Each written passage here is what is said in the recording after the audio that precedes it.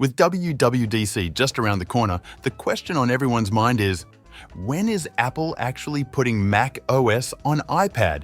Like, it's been 7 years since that one dumb iPad Pro "What's a computer" ad, and Apple still hasn't done anything regarding making the iPad an actual good Mac replacement. My guess? Well, the world wants macOS on iPad, but I think that what Apple truly wants is iOS on MacBooks. Think about it for a second. The iPad might currently be the most advanced tech device ever produced, a marvel of engineering that brings us closer to a science fiction future of holding a display as thin as paper with everything that we need at our fingertips. But the reality is that it is currently just an overkill Netflix watching machine. Unless you are lucky to match the niche of content producers or artists that might benefit from having such powerful iPad into their workflow, most of the other professionals still produce work on a more flexible operating system such as macOS, Windows, or Linux. The reason is simple. These are general-purpose operating systems where you can install anything from anywhere.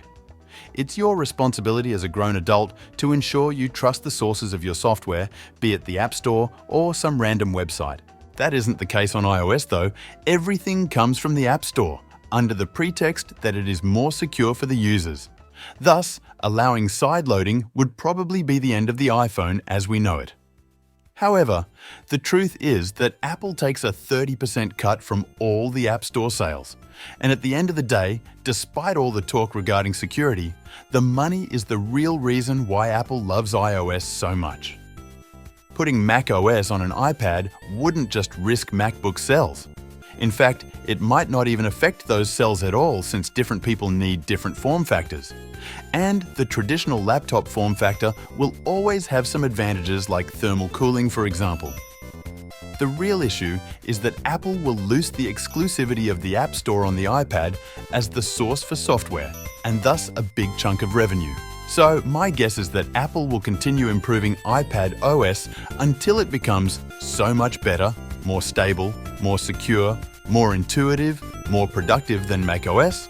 And then, when the will of the people will be to run iOS everywhere, and Apple will gladly grant it and roll it out to every device and tighten its control over the ecosystem.